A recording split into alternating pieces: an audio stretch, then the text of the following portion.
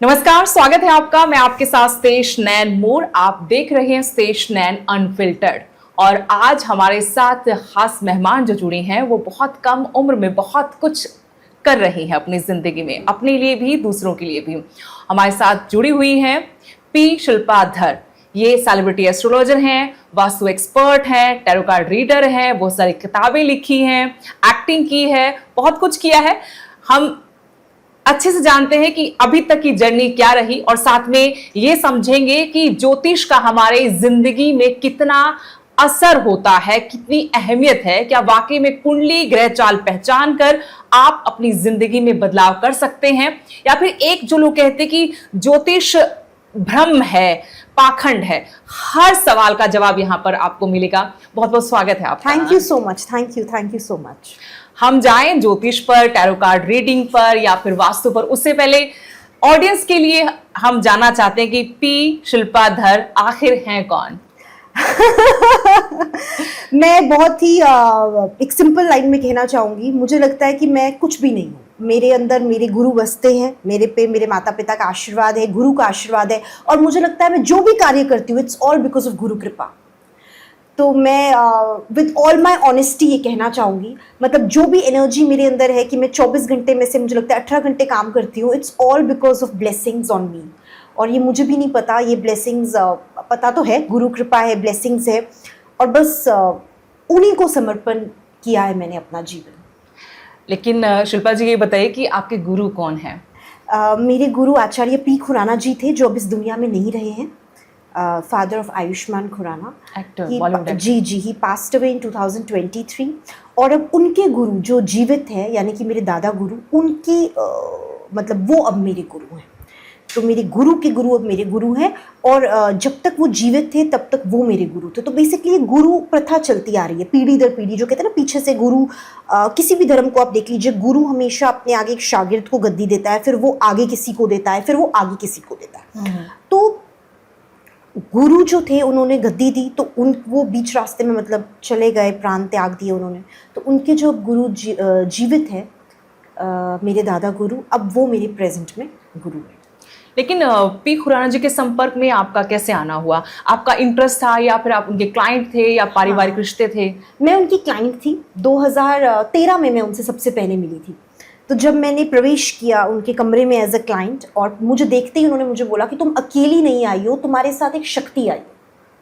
कुछ उन्हें अदृश्य शक्ति नजर आ गई जो मुझे भी नहीं पता था। तो मुझे बोले जैसे हनुमान अपनी शक्ति भूल गया था, तुम भूल चुकी हो, बट है। तो मैं पूरी तरह एक्टिंग में थी तब, तो मुझे लगा पता नहीं क्या बोल रहे हैं, मैं गलत तो नहीं आ गई कहीं पे, गलत दरवाजा तो नहीं मैंने खटखटा दिया। तो उन्होंने मुझे बोला कि तुम्हारा मतलब एक हीलिंग टच है तुम्हारी कुंडली में, and you are blessed with some, बचपन से ही कोई एनर्जी तुम्हारे साथ है, तो तुम एक्टिंग ठीक है, उसके साथ साथ इस चीज को परस्यू करो। तब मुझे दिशा नहीं मिली, करते करते मैंने कुछ साल बाद इसको पढ़ना शुरू किया। फिर उनसे मुलाकात हुई, फिर उन्होंने यही बोला। फिर तीसरी चौथी मुलाकात में मुझे समझ में आने लग गया कि कुछ तो है।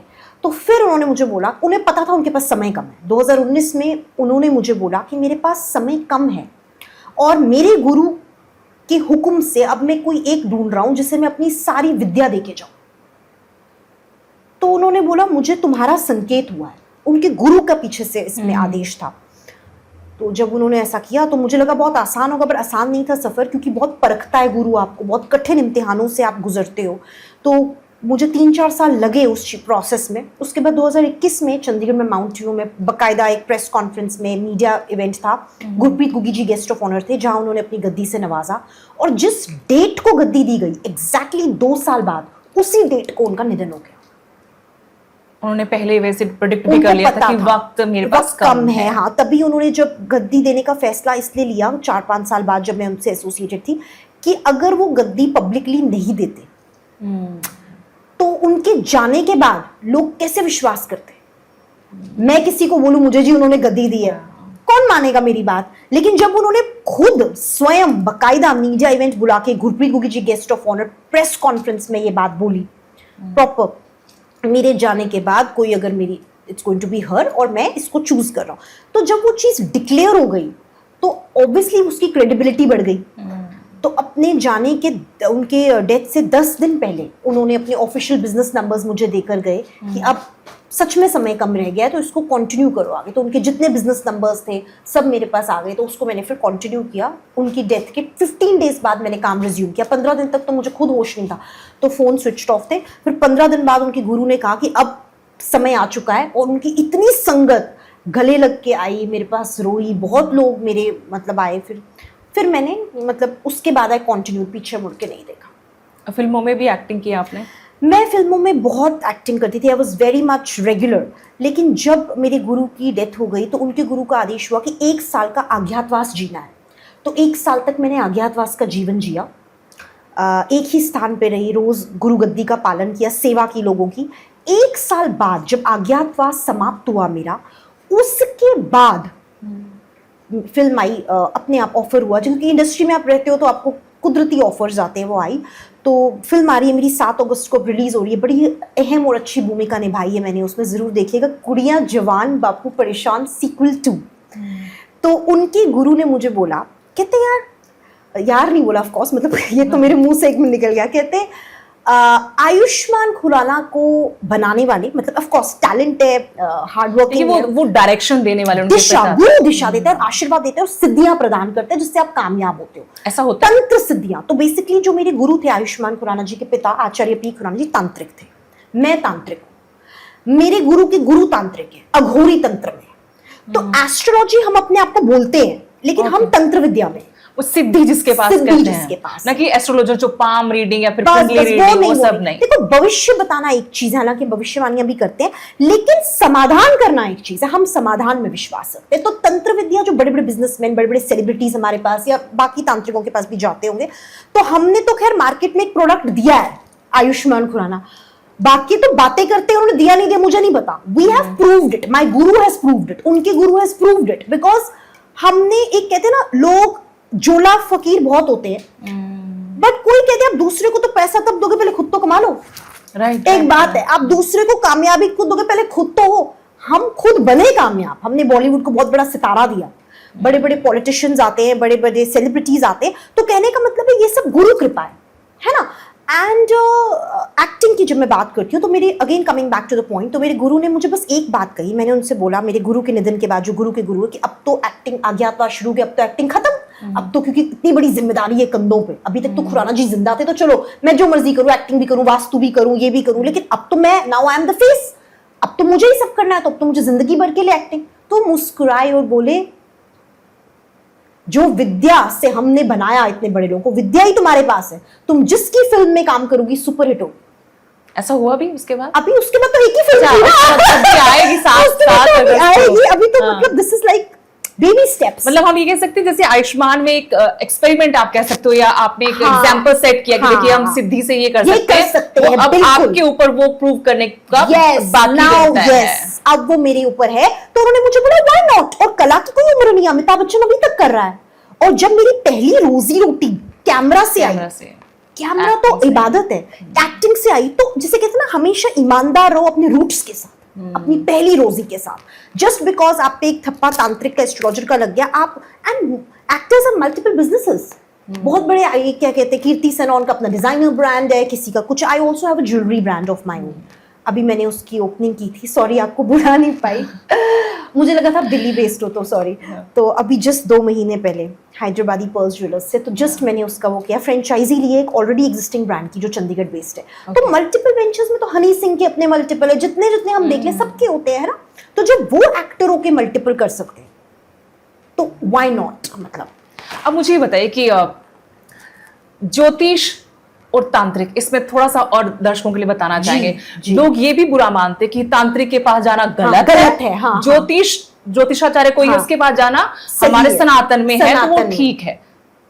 इस पे मेरे को पूरा दिन लग जाएगा चर्चा करने में, इतना तंत्र विद्या शिवाइज्म से निकली है, शिव, भगवान शिव से। तो जो भगवान शिव से विद्या निकली है, पहला प्रश्न, वो गलत कैसे हो सकती है? भूत गलत कैसे हो सकते? भूत प्रेत शिव के सेवक है, जो शिव का सेवक है वो गलत कैसे हो सकता है? प्रश्न नंबर 2, मतलब इस पे आप विचार विमर्श करिए जो दर्शक है। तीसरी चीज, पुराने जमाने में जितने राजयोग थे, राजा महाराजा थे, सबके तंत्र गुरु थे। तंत्र हवन द्वारा ही देवी देवता प्रसन्न होते थे। आज भी तंत्र हवन द्वारा ही न सिर्फ सिद्धियां प्राप्त होती हैं बल्कि लक्ष्य प्राप्त होता है, राज गद्दी प्राप्त होती है ना। और तंत्र हवन में विघ्न पाते थे राक्षस।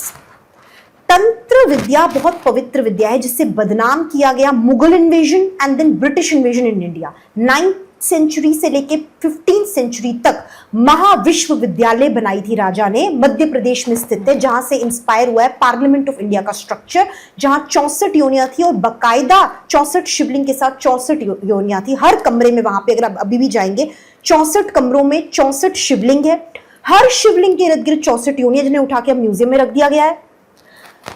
वहां पे तंत्र विद्या सिखाई जाती थी। इट वॉज अ कोर्स जो सिखाया जाता था, लेकिन इसको गुप्त कर दिया गया, इसको सीक्रेट बनाया गया, क्योंकि ब्रिटिश इन्वेजन जब हुआ, मुगल इन्वेजन जब हुआ, तो सनातन को तोड़ने के लिए ऐसा कहा गया नहीं नहीं नहीं, तंत्र विद्या तो ये है। तो आज के लोगों में धारणा होगी नहीं नहीं नहीं, तंत्र तो ये।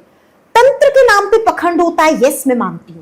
तंत्र के नाम पे बहुत लोगों से गलत जो जोला, इसीलिए कहते हैं बच के रहो, जो चोला पीर फकीर टाइप जो लोग होते हैं, जो ऐसे जोला छाप लोग होते हैं, पीर फकीर नहीं, चोला छाप लोग होते हैं, हम उनके पास जाते हैं, पैसा वेस्ट करते हैं, चीजें कुछ होती नहीं क्योंकि उनकी क्रेडिबिलिटी नहीं है। आज इसी मोहल्ले में कल किसी और को। आप जब भी जाए किसी ऐसे के पास जाए जिसका खुद की क्रेडिबिलिटी हो, खुद की सेल्फ रिस्पेक्ट हो। अगर आपका काम नहीं होगा तो उसके नाम पे बात आएगी। तो तंत्र विद्या बहुत पवित्र विद्या है और ये राजा महाराजाओं के टाइम से, उस सतयुग से चलती आई। जैसे मैंने कहा ना, देवी देवता जब विराजमान थे धरती पे वो तंत्र हवन करते थे और राक्षस उसमें विघ्न डालते थे, वो हवन तंत्र हवन होते थे। सात्विक चीज है तंत्र। तंत्र के 2 पार्ट्स है, सात्विक तंत्र, तामसिक तंत्र। हम सात्विक तंत्र में हैं। तामसिक तंत्र में बलि प्रथा होती है, हम उसके खिलाफ है, हम एनिमल सैक्रिफाइस के खिलाफ है, हम सात्विक तंत्र में। तो सात्विक तंत्र जो है बहुत पवित्र तंत्र है, द्वारा शिव द्वारा निकला गया है। शिव अघोरी सनातन धर्म का ही एक बहुत विशेष अंग है और इसको हम नहीं अस्वीकार कर सकते। लेकिन तंत्र विद्या से क्या अपने किसी अच्छे काम के लिए दूसरे का नुकसान भी करवाते हैं कुछ लोग, ऐसा भी है? इसका इस्तेमाल इस तरीके से भी होता है, कई तांत्रिक वशीकरण, बिल्कुल होता है, बहुत चीजें होती हैं। लेकिन जो तांत्रिक चंद पैसों के लिए किसी का बुरा करते हैं उनके ही ऊपर बुरा होता है। जब हम किसी का बुरा करने जाएंगे तो हम पे वो चीज बाउंस बैक होती है। तो असली गुरु आपको क्या सिखाता है? असली गुरु आपको पहली चीज ये सिखाता है, तंत्र विद्या का इस्तेमाल करो मदद करने के लिए, ना कि किसी का नुकसान करने के। जो असहाय है, जो अपना करियर बनाना चाहता है, जो पैसे कमाना चाहता है, जो बीमार है, जिसकी सेहत में कोई दिक्कत है। ताहिरा का कैंसर ठीक किया था तंत्र विद्या द्वारा, मेरे गुरु के गुरु ने। तो जो किसी का भला, आयुष्मान भाई, हाँ मैं समझ गई। हाँ, ये आप सच में ऐसा ये सच में मैंने कई इंटरव्यूज में बोला, मानती नहीं है, देखा है। उनकी माता द्वारा आज भी मैसेजेस आते हैं, जब रिलैप्स हुआ था कि उसको ठीक कर दो, आपने पहला भी ठीक किया था। तो ये फैक्ट है। ये क्या कुंडली के जरिए या किसी भी विद्या से, मैं पूछूं किसी भी विद्या से ये पता लगाया जा सकता है कि अगर एक आगे चल के आपको कोई बड़ी बीमारी हो सकती है, फिर दोबारा भी हो सकती है? क्योंकि पी खुराना जी तो अपने आप में बड़ा नाम है। ताहिरा जो उनकी आयुष्मान खुराना की वाइफ है, उनको दोबारा से फिर से कैंसर रिलैप्स हुआ, क्योंकि कहीं ना कहीं खुराना जी जब गुजर गए तो उसके बाद वो पीछे हट गए इन चीजों से। आप समझ रहे हो? गुरु कृपा तब तक रहती है जब तक आप गुरु के आगे झुकते हैं। आप कितने भी बड़े बन जाए जीवन में, आपको झुकना पड़ेगा। आज नरेंद्र मोदी जी भारत के प्रधानमंत्री है, कोई ना कोई गुरु है इनका, झुकते होंगे। मंदिर जाते, दर्शक देखते हैं, झुकते हैं ना। तो कहने का ये मतलब होता है कि ऐसा नहीं है आप स्टार बन गए या आप बहुत बड़े कलाकार बन गए, मिनिस्टर बन गए, तो आप बोलोगे तो मैं बन गया, मैंने गुरु को, वापस आप हर्ष से फर्श पे आएंगे अगर आप गुरु को भूल गए। और ये हर एक के लिए वैलिड है। अगर आपको राजगद्दी गुरु ने दी है तो आप राजा बनने के बाद भी वैसे ही झुकना पड़ेगा आपको, चाहे आप चीफ मिनिस्टर बने, चाहे प्राइम मिनिस्टर बने, चाहे अंबानी बने। गुरु है, अगर आपकी कुंडली में वो राजयोग नहीं है तो गुरु क्या देगा, अपनी सिद्धि से दे देंगे? यस, गुरु देता है। जो सुदामा और कृष्ण थे, सुदामा कुछ नहीं थे, कृष्ण भगवान थे। दोस्ती गहरी थी, भाव सच्चा था। सुदामा चल के नंगे पैर, सिर्फ चावल के चंद दाने, इतनी यात्रा तय करके कृष्ण के वहां पहुंचा। जब वो वापस गया तो उसका महल बन गया। भाव देखा कृष्ण ने। गुरु भाव देखता है। गुरु धन का भूखा नहीं होता, गुरु भाव का होता है। भूखा। हमें इज्जत चाहिए, हमें भाव चाहिए कि आप में कितना झुकाव है। हमें मतलब जितने भी, ये नहीं मैं अपनी बात कर रही हूँ, आप जितने भी गुरुज के पास या जितने भी तांत्रिकों के पास जाएंगे, हर कोई आपको यही वाणी बोलेगा, एग्जैक्टली यही वाणी होगी, क्योंकि सिस्टम तो वही है। ऐसा तो नहीं हम ही सिर्फ तंत्र विद्या में, और भी कई तांत्रिक हैं जिनसे आप इंटरव्यू लेंगे, वो भी यही बोलेंगे, सेम लाइन, कि हमें भाव दिखता है और हम पढ़ लेते हैं किसके मन में कैसा भाव, जैसा भाव वैसा फल। अब कुछ आते हैं हमारी गद्दी पे रोते रोते आते हैं, इतना भाव होता है उनका, एक दिन में काम बनता है। कुछ बिना भाव के आते हैं, उनके सालों लग जाते हैं। लेकिन सबसे ज्यादा किस प्रॉब्लम को लेकर आते हैं आपके पास लोग? काला जादू, वशीकरण, आत्मा पोजेस्ड है, मतलब अंदर आ गई है। एक बच्चा था वो बोल ही नहीं पाता था, उसके कंठ पे आत्मा जब प्रवेश करती है, मस्तिष्क पकड़ती है, कंठ पकड़ती है, उसका कंठ प्रवेश कर गया, वो बोल ही नहीं पाया। तो ऐसी ऐसी समस्याएं आती हैं। सबसे पहले मैं बताऊंगी, हम क्योंकि पढ़े लिखे लोग हैं, मैं खुद बीटेक आईटी हूं, मेरे गुरु पढ़े लिखे थे, उनके गुरु पढ़े लिखे, हम सबसे पहले बोलते हैं टेक मेडिकल हेल्प, डॉक्टर के पास जाए। कैंसर हुआ है, डॉक्टर के पास जाओ। आप कैंसर होने के बाद ट्रीटमेंट कर रहे हैं, दवाइयां ले रहे हैं, लेकिन असर नहीं हो रही। दवा जब असर करेगी, जब उसमें दुआ मिल जाएगी, और तंत्र वहां काम आता है। तंत्र is number 2, it's not number 1। हम डॉक्टर की जगह नहीं ले सकते। मैं आपको आज बोलूं डॉक्टर फेल, मैं जो है ना सिद्धि से हम सब कुछ ठीक नहीं नहीं नहीं नहीं नहीं, वो जो बोलते हैं झूठ बोलते हैं। आपके बहुत सारे लोगों की दुकानें बंद हो जाएंगी ऐसे। होने दो, मैं सच बोलती हूँ। पहले डॉक्टर मेरे पास जब कोई आता है ना, बोलता है मेरे अंदर आत्मा आ गई, बोल रही आप इनको साइकोलॉजिस्ट के पास लेकर गए? पहले साइकोलॉजिस्ट, जहां साइकोलॉजिस्ट फेल हो जाए, जहां उसके हाथ खड़े हो जाए, फिर इसका मतलब इसमें कोई, फिर हम बिठा के उसको चेक करेंगे पहले, वाकई भूत आत्मा की प्रॉब्लम है, दिमागी प्रॉब्लम है। कई केसेस में दिमागी प्रॉब्लम होती है और घर वालों को लगता है भूत आत्मा की प्रॉब्लम है। तो मैं अगर दिमागी, कैसे आइडेंटिफाई करते हैं आपकी भूत है? उस पे भी आऊंगी कि भूत वाकई में होता भी है, आत्मा। बहुत से लोग विश्वास ही नहीं करते कि भूत है भी, एग्जिस्ट करते हैं भूत। तो उससे पहले आप मुझे बताइए कि कैसे आप पकड़ पाते हैं उसको कि हाँ ये कोई साइकोलॉजिकल चीज तो नहीं, कोई ऐसी प्रॉब्लम तो नहीं है, भूत है। यही तो विद्या है। जब हमारी गद्दी में सामने बैठता है कोई, तो हम उसको स्कैन कर देते हैं। एक 92.3 FM है, उस पे आप जो रेडियो सिग्नल पकड़ोगे वो आप रेड FM पे नहीं पकड़ोगे। फ्रीक्वेंसी है सबकी, एक फ्रीक्वेंसी। वैसी हर पीर की, फकीर की, तांत्रिक की, दरवेश की एक अलग फ्रीक्वेंसी है। हर तांत्रिक हर काम नहीं कर सकता। आज मैं बोलूं मैं तो हर काम कर दूंगी, नहीं, वो मेरा घमंड है, वो मेरा ईगो है। नो, मैं हर काम नहीं कर सकती। हम स्टार बना सकते हैं। जो पीर फकीर है वो, उनकी एक अलग फ्रीक्वेंसी, जो वो कर सकते हैं वो मैं नहीं कर सकती, जो मैं कर सकती हूँ वो नहीं कर सकते। तंत्र में भी हर तांत्रिक हर कार्य नहीं कर सकता। अगर हर तांत्रिक हर कार्य कर सकता होता तो हर तांत्रिक आयुष्मान खुराना बना चुका होता। राइट।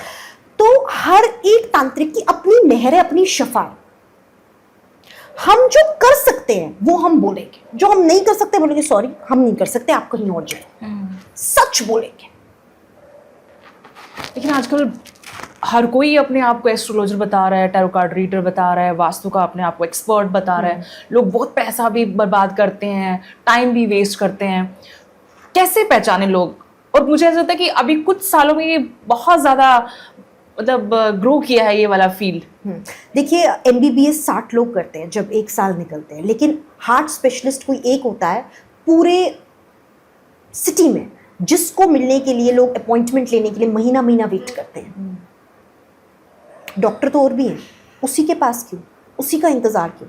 तो ये परख लोगों में कैसे आती कि उसका नाम है, उसकी क्रेडिबिलिटी है। जैसे हम डॉक्टर को परख के जाते हैं ना कि उसके हाथ से ऑपरेशन होगा तो ठीक हो जाएंगे, एक विश्वास होता है, वैसे ये बात विश्वास की है कि हमें उसके पास, जैसे हम डॉक्टर एक, वकील एक, एस्ट्रोलॉजर एक, ये जीवन का प्रथम रूल होना चाहिए। जो आज इस हार्ट स्पेशलिस्ट के पास जा रहा है, 2 दिन बाद किसी और हार्ट स्पेशलिस्ट, 3 दिन बाद किसी और, वो ठीक ही नहीं होगा। ये बहुत गहरी बातें हैं। तो जब भी आप चयन करें, पहले क्रेडिबिलिटी चेक करें, रिसर्च करें, ड्यू डिलिजेंस करें। पढ़े लिखे लोगों की तरह, अनपढ़ों की तरह नहीं, ड्यू डिलिजेंस करें, लोगों से मिले या लोगों से पूछे, फीडबैक लें, उनका हिस्ट्री देखें, कितने सालों से नया नया कोई आया या पीछे से उसकी कोई चलती आई है। क्योंकि एक इतिहास बनाने में बहुत समय लगता है, एक लेगेसी बनाने में बहुत साल लगते हैं। मेरे गुरु को 40 साल लग गए वो बनाने में। उस पर हम तो एक पीछे का सिस्टम चलता है। जिसका नाम होगा ना वो डरेगा अपना नाम खराब होने से, जिसका नाम ही नहीं है उसे बदनामी का कैसा डर। कुंडली बनवानी चाहिए, सबको बनवानी चाहिए कुंडली। और कुंडली से कितना आप किसी के बारे में फ्यूचर में जान पाएंगे कि इसकी लाइफ ऐसे होगी, वहां पे दिक्कतें आ सकती हैं, करियर के लिए पॉइंट ऑफ व्यू से वो कैसे ग्रो करेगा, किस फील्ड में करियर बनाना चाहिए इसको। कुंडली एक मार्गदर्शन की तरह लेना चाहिए, कुंडली पे निर्भर नहीं होना चाहिए, 100% बिल्कुल निर्भर नहीं होना चाहिए। कुंडली केवल मार्गदर्शन है। फॉर एग्जाम्पल आपकी कुंडली में, मैं एक एग्जाम्पल देके बताती हूँ, गुरु स्ट्रॉन्ग है, राहु वीक है, तो आपका कर्तव्य एज एन एस्ट्रोलॉजर बनना चाहिए कि आप सामने वालों को बोलो कि आप जब करियर बनाओ गुरु के फील्ड में बनाओ, टीचर बनो, पीएचडी करो, स्कॉलर बनो, प्रचार करो। आपने मार्गदर्शन दे दिया, चयन करना उसके हाथ में छोड़ दो।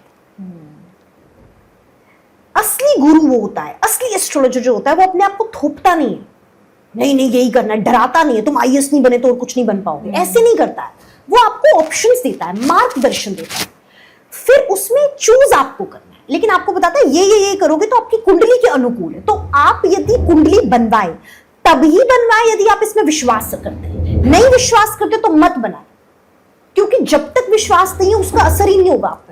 और जब बनाए तो उसे फॉलो करें जो गुरु आपको कह रहा है। गुरु की बात मानना ही अपने आप में कामयाबी की पहली सीढ़ी है। यदि आप गुरु को परखने जा रहे हैं तो गुरु को आपसे पहले पता होगा कि आप उसको परख रहे हो। हमारा पहला धर्म ही हमारा कर्म होना चाहिए। पहले कर्म करो और कर्म मार्गदर्शन अनुसार करो। जो मार्गदर्शन आपको एस्ट्रोलॉजर या गुरु ने दिया है उसके हिसाब से करो। Take it just as mentorship. जैसे माँ बाप आपको मेंटोरशिप करते हैं, गुरु टीचर करता है, होमवर्क तो खुद ही करना है, अभ्यास तो खुद ही करना है, घर आके मेहनत तो बच्चे को खुद ही करनी है। आप इसको सिर्फ एक गाइडिंग लाइट की तरह लीजिए, उससे ज्यादा नहीं। इस पे डिपेंडेंट मत हो जाइए 100%। कोई स्पेसिफिक ऐसा भी कि कोई ग्रह आपकी कुंडली में है तो आपको करियर में बहुत कामयाबी मिलेगी, तो कोई ग्रह है तो नहीं मिलेगी, ऐसा है कुछ? बिल्कुल है, बिल्कुल है। इसमें कई स्थितियां होती हैं, जैसे कि अगर आपकी कुंडली में गज केशरी योग है, जब गुरु चंद्रमा साथ में विराजमान होते हैं तो धन की बहुत कृपा होती है। अब कैसे कृपा होती है? करियर में होती है, जैकपॉट लगता है, इनहेरिटेंस से होती है। कई बार कुछ जैसे हम कहते हैं बॉलीवुड के ही बच्चे, उनको माँ बाप स्टार है तो बच्चे भी स्टार बन गए, तो वो एक अलग तरीके की उनकी ग्रह चाल है। कोई सेल्फ मेड तरीके से बना है, उसकी अलग तरीके से ग्रह स्थित होंगे। कौन से नक्षत्र में, कौन सी राशि पे, किस ग्रह की दृष्टि किस घर पे पड़ रही है कुंडली में, इसमें बहुत डिटेलिंग है। मतलब मैं ऐसे कह दूं कि सिर्फ एक ग्रह, ऐसा नहीं है, इसकी प्रॉपर कैलकुलेशन है और हर एक के केस में अलग है। अमिताभ बच्चन की अगर आप बात करें तो उनकी कुंडली में सारे ग्रह नीच के हैं, तो कोई एस्ट्रोलॉजर उनकी कुंडली देख के बोलेगा ये तो कभी कुछ लाइफ में कर ही नहीं सकते। अच्छा, तो कुंडली सब कुछ नहीं है, उन पे गुरु कृपा हुई। उनके गुरु ने उनको बोला ये स्टोन पहनिए, नीलम पहनिए, जो भी एक्स वाई उन्होंने किया होगा जो मीडिया में नहीं है, क्योंकि हर चीज मीडिया में नहीं होती है, तो उन पे गुरु कृपा हुई और उस गुरु कृपा के बाद उन्होंने पीछे मुड़ के नहीं देखा। तो एस्ट्रोलॉजी ग्रह चाल जो है, जैसे सिखिज्म में, अगर मैं सिख धर्म की बात करूं तो हम सिखिज्म में एस्ट्रोलॉजी को नहीं मानते। क्यों नहीं मानते? क्योंकि सिख धर्म कहता है गुरु की जिस पे कृपा हुई, गुरु की जिस पे मेहर हुई, उसके आगे ग्रह भी झुक जाते हैं। जो नित्यनेम करता है, जो गुरु का सेवा करता है, जिसमें सेवा भाव है, तो astrology is null and void. Same हमारे रिलीजन में, सेम सनातन में, जब आप गुरु कृपा में आ गए, जब आप गुरु के अंडर आ गए, तो आप पे ग्रह चाल का कोई प्रभाव नहीं पड़ेगा। उसमें कुछ उपाय भी करने को बोलते लोग कि अगर कोई दोष है आपकी कुंडली में, आपके ग्रह चाल कुछ ऐसी है कि आपको नुकसान हो सकता है, उपाय वाकई में आपको मतलब आप बताना, कहना चाहेंगी, दावा करती हैं, कुछ भी उसको मान लीजिए कि अगर आप उपाय करते हैं तो उससे चीजें ठीक हो जाएंगी? नहीं, उससे चीजें ठीक नहीं होती। जब आप उपाय करते हैं, आप कौन से उपाय करते हैं? लाल किताब उपाय। नॉर्मली एस्ट्रोलॉजर्स क्या उपाय देते हैं? लाल किताब उपाय। ये कर दो, वो कर दो, टेम्पररी ठीक होगी। आपको लगेगा 1 महीने 2 महीने चीजें हुई, तीसरे महीने फिर नीचे आए। आपने स्टोन पहन लिया, टेम्पररी ठीक हुआ। उपाय तब तक परमानेंट नहीं होता जब तक वो तंत्र विधि द्वारा ना किया गया, जब तक उसमें सिद्धियां ना हो, उसमें साधनाएं ना हो, उसमें गुरु कृपा ना हो, उसमें गुरु का आशीर्वाद ना हो। पत्थर पहना है, स्टोन पहना है, जब तक गुरु द्वारा प्राण प्रतिष्ठा सिद्ध करके कार्य हेतु न दिया गया हो, किस कार्य के लिए धारण, पर्टिकुलर कोई किसी रीजन से दिया, उसको सिद्ध करना जरूरी है। ज्वेलर के पास जाके आपने स्टोन लिया, पहन लिया, कोई असर नहीं करना। एस्ट्रोलॉजर के कहने पे आप ज्वेलर के पास गए, स्टोन पहना, कोई असर नहीं करेगा जब तक गुरु ने उस पर मंत्र ना पड़े, उसको प्राण प्रतिष्ठा द्वारा सिद्ध ना किया हो। उपाय जब तक तंत्र विधि द्वारा किया ना गया हो तब तक परमानेंट नहीं होगा, टेम्पररी असर आएगा। कई लोग हमारे पास आते हैं, हमने ये उपाय किया इस एस्ट्रोलॉजर के पास, वो टेम्पररी तो आराम आया, बाद में फिर वही हो गया, क्योंकि आप वो उपाय परमानेंट कर ही नहीं रहे। आप तो कॉस्मेटोलॉजिस्ट के पास जाके फेस ऊपर ऊपर से ठीक करा रहे हो, लेकिन आप डर्मेटोलॉजिस्ट के पास जाके उसको अंदर से अपने ब्लड को ठीक करके, कहते हैं प्रॉपर वो कराओ, अंदर से जो कमी है ब्लड में, स्किन में प्रॉब्लम है वो किस रीजन से है, रूट पे जाके। और रूट पे जब भी ट्रीटमेंट होगा, किसी भी डॉक्टर के पास जाइए जो डर्मेटोलॉजिस्ट, आपको कहेगा 6 महीने लगेंगे, साल तक दवाई खानी होगी। वो ये नहीं बोलेगा एक फेशियल कराओ तो अगले दिन चमकेगा चेहरा।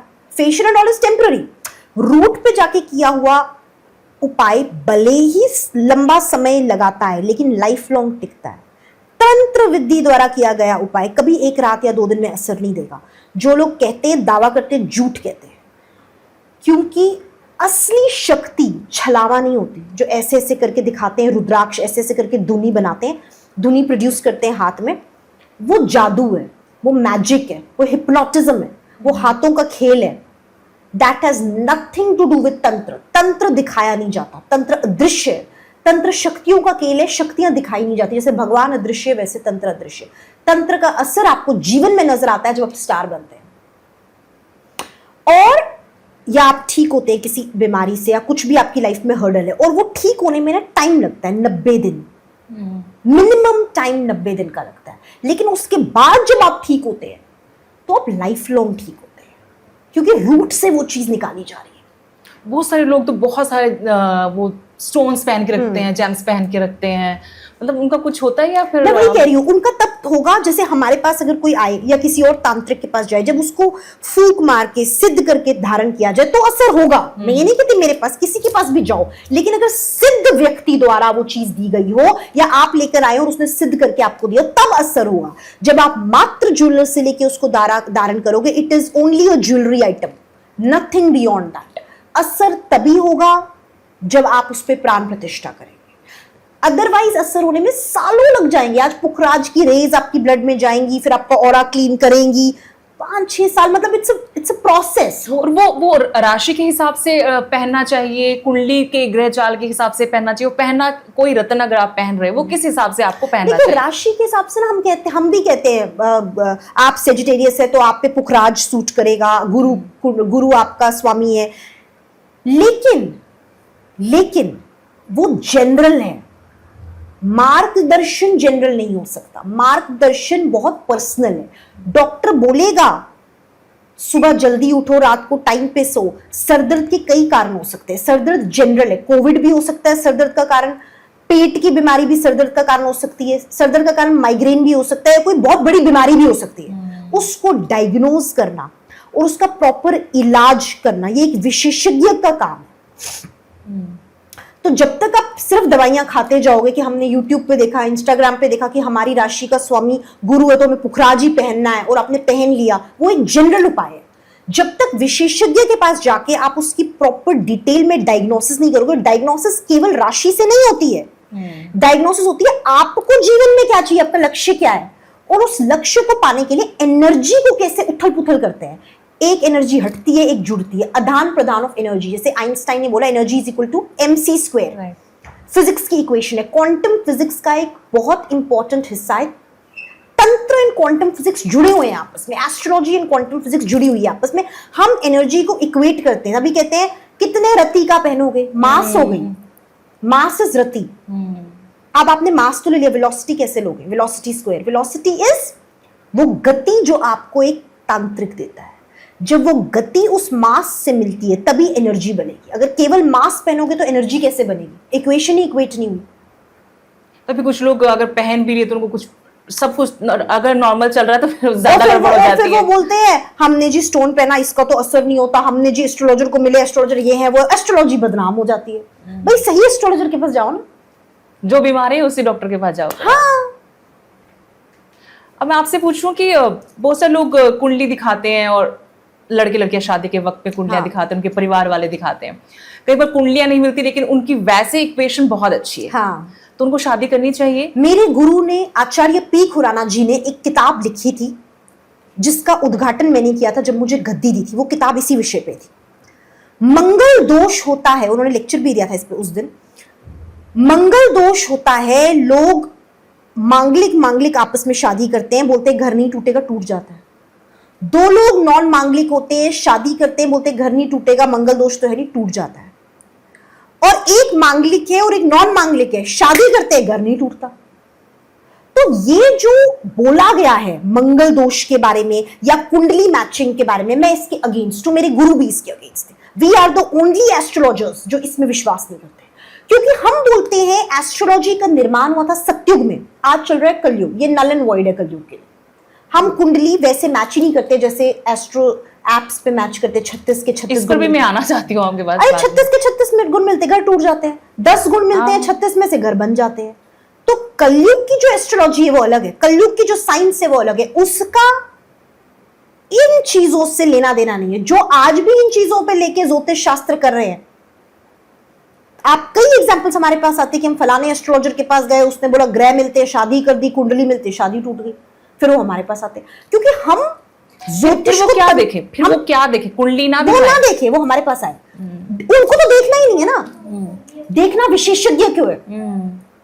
विशेषज्ञ वो चीज देखता है जो आपको ऊपर से, देखो एक अल्ट्रासाउंड होता है, अल्ट्रासाउंड में आप अल्ट्रासाउंड स्पेशलिस्ट के पास गए, उसने बोला ऊपर से कुछ नहीं नजर आ रहा है, लेकिन जब आप उसके स्पेशलिस्ट के पास गए जो डॉक्टर है, उसको वो नजर आ गया जो अल्ट्रासाउंड वाले को नहीं नजर आया। तो जो आम झोला छाप है वो अल्ट्रासाउंड वाले, जो टेक्नीशियन है, जो लेबोरेटरी असिस्टेंट है, डॉक्टर जो मेन है, जब तक उसके पास रिपोर्ट नहीं आएगी, कौन होता है जो सिर्फ एक लेबोरेटरी असिस्टेंट के पास जाके, टेक्नीशियन के पास जाके संतुष्ट होकर निकलता है। जो संतुष्ट होकर निकलता है उनको रिजल्ट ही नहीं मिलेगा। असली डॉक्टर तक तो पहुंचो, वो पड़ाव है, सिर्फ कुंडली पड़ाव है, कुंडली लेबोरेटरी असिस्टेंट की तरह है, कुंडली एक टेक्नीशियन की तरह है, उसको पढ़ना तो डॉक्टर को है, डायग्नोसिस तो उसको करनी, बट असली डॉक्टर तक ही नहीं पहुंच पाते लोग। जो ये ऑनलाइन भी आजकल तो बहुत सारे ऐप्स भी आ गए हैं कि आप उस पर ऑटोमेटिकली अपनी कुंडली भी बनवा दो, डेट ऑफ बर्थ मांगते हैं, आपके बारे में सब कुछ बता देते हैं। रिलायबल है ये? नहीं, ज्योतिष शास्त्र, स्पिरिचुअल विज्ञान एक ऐसी चीज है जिसको आप एआई के माध्यम से, टेक्नोलॉजी के माध्यम से नहीं बता सकते, क्योंकि सिद्धियां टेक्नोलॉजी से कैसे आएंगी, भूत प्रेत टेक्नोलॉजी में कैसे आप डालोगे, शक्तियां, देवी देवता, हमसे देवी देवता बातें करते हैं, जब हम लोगों को बताते हैं हमसे शक्तियां बातें करती हैं, तो वो आप एक ऐप में डाल रहे हो, वहां तो सिर्फ एक एल्गोरिथमिकली 2+2=4 बताया जा रहा है, दैट इज इट। वो आपके लिए भी वही निकालेगा, वो कोई और अपने लिए वही डेटा फीड करे उसके लिए। दो ट्विंस पैदा हुए हैं, मैं आपको कहती हूँ, दो ट्विंस पैदा हुए, दोनों की एक ही कुंडली है, लेकिन दोनों जीवन में एक आईएएस बनता है और एक क्लर्क बनता है। एक की शादी निभती है, एक की टूटती है, भाई दोनों की कुंडली तो सेम थी, तो दोनों का एस्ट्रो ऐप जो है, दोनों ने तो सेम ही बोला होगा, क्योंकि डेट ऑफ बर्थ तो सेम ही है। बिल्कुल। लेकिन वो हमारे पास आएंगे तो हम दोनों का अलग बोलेंगे, क्योंकि हम ऐप नहीं है, हम टेक्नोलॉजी नहीं है, हम चलते फिरते गुरु कृपा है। और गुरु कृपा ऐप पे नहीं होती, गुरु कृपा मनुष्य योनि पे होती है। आप ये भी बताइए कि आईवीएफ से जो आजकल बच्चे होते हैं, उनकी कुंडली या उनकी ग्रह चाल या फिर मतलब उन ग्रहों का उन पर कोई किसी तरह का असर होता है?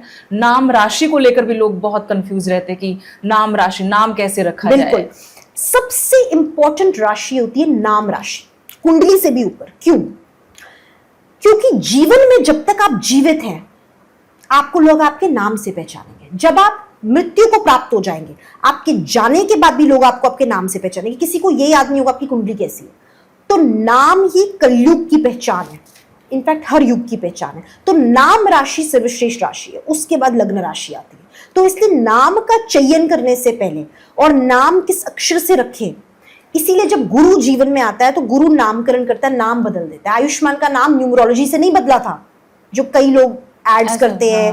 न्यूमरोलॉजिस्ट में देखती हूँ, मैं हंसती हूँ, कई न्यूमरोलॉजिस्ट अपने बिजनेस को बनाने के लिए आयुष्मान खुराना, और कई बॉलीवुड वालों का नाम, वो जिनका ले रहे हैं उनका ले, आयुष्मान का तो ना ले, क्योंकि उसका नाम न्यूमरोलॉजी से नहीं बदला गया था, जो डबल ए लगाया गया था, उसका नाम गुरु कृपा से बदला था।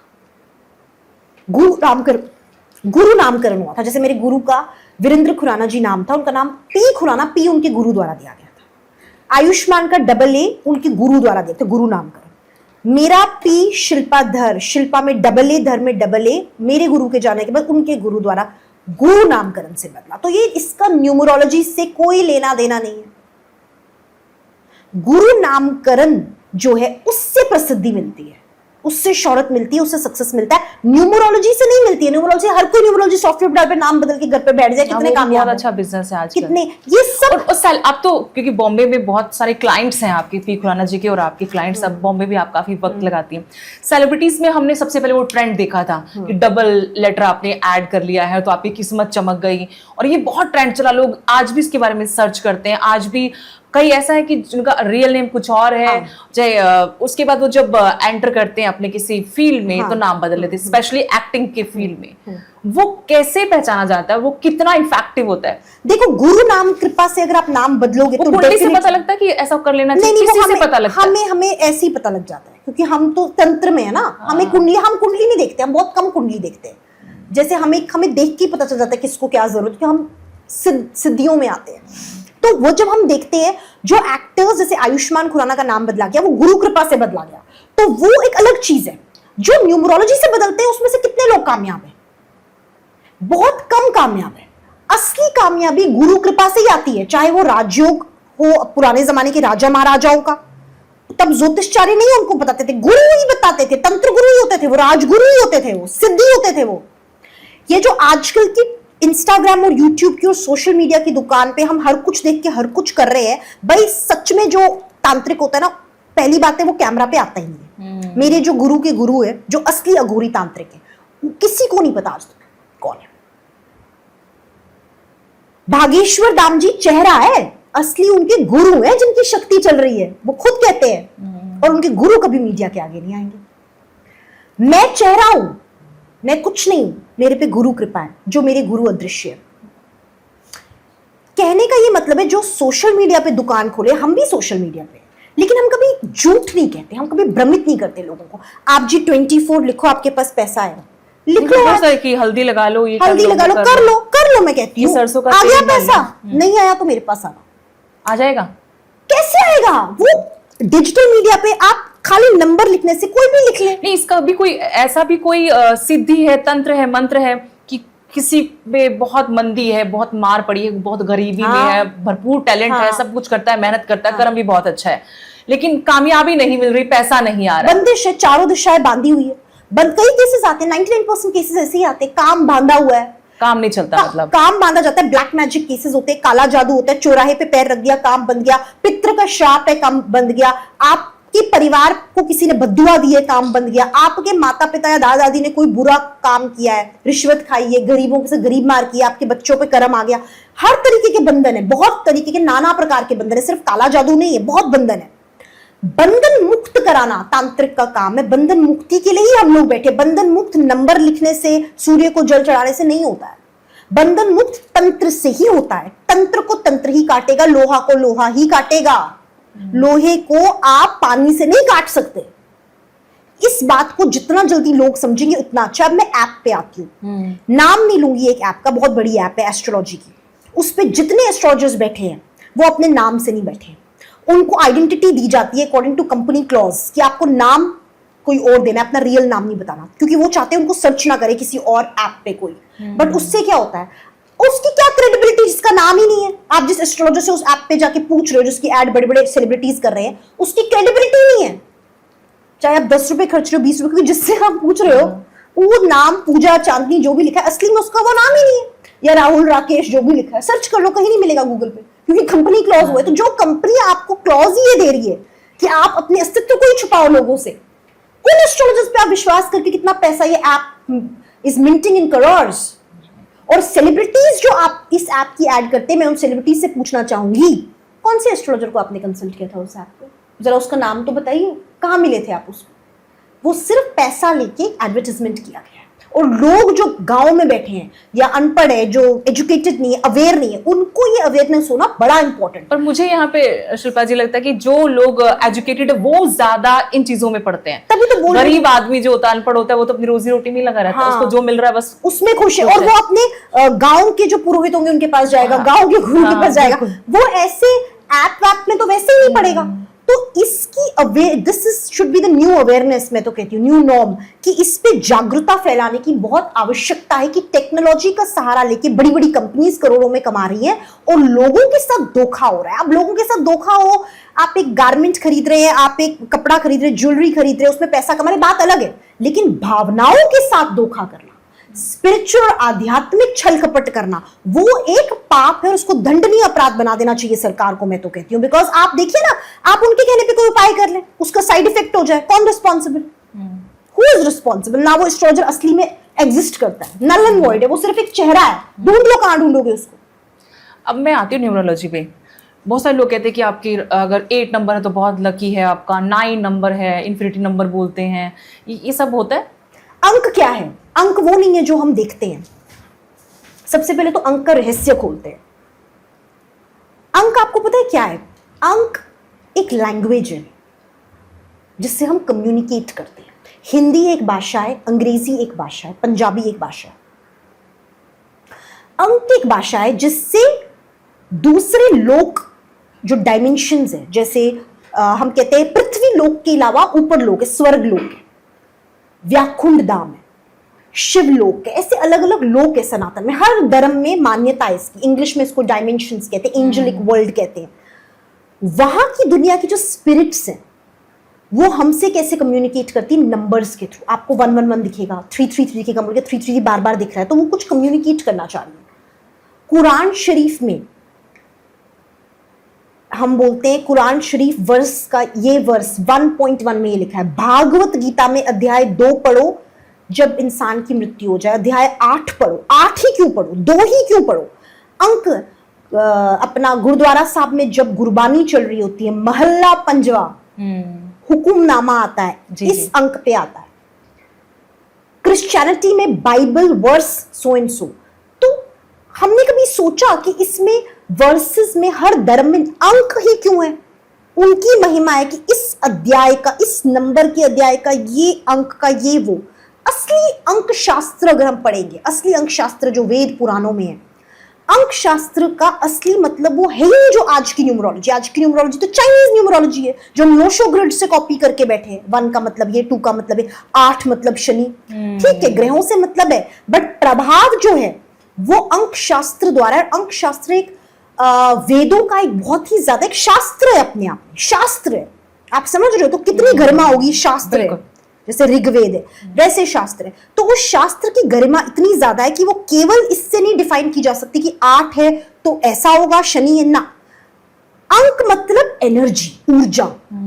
जरूरी नहीं है कि 8 का अंक अगर शनि है तो बुरा ही हो। 8 के अंक को अगर आप 8 के ही अपने आप में चलते फिरते आपको मतलब अगेन वो हम जैसे लोग डिटेक्ट कर सकते हैं कि आपको इस ऊर्जा की आवश्यकता है, तो आप में हम ये ऊर्जा बढ़ने के लिए ये अंक जोड़ देंगे। उसका लेकिन न्यूमरोलॉजी से, आज की न्यूमरोलॉजी से कोई लेना देना नहीं है। उसका सनातन की अंक शास्त्र जो है उससे लेना देना है। और जैसा मैंने बोला, बाकी लोगों की जो शक्तियां हैं उनसे कम्युनिकेट करने वाली जो विद्या है वो हम अंक द्वारा कम्युनिकेट करते हैं। जैसे ऑटोकैड राइटिंग होती है, उनके कानों में आके बात करती है, वो ऐसे लिखते हैं, वो अंक होती हैं, लाइंस होती हैं, या वेव्स बनाते हैं वो जो ऑटोकैड राइटिंग करते हैं। तो वो एक अलग दुनिया है, हम उस दुनिया से। जो एंजल नंबर्स की आपने बात की, उनको थोड़ा ब्रीफ में बताएंगे। जैसे अगर रिपीटेडली आपको दिख रहा है 1111 दिख रहा है, तो वो क्या साइंस होते हैं और क्या उसमें रियलिटी है?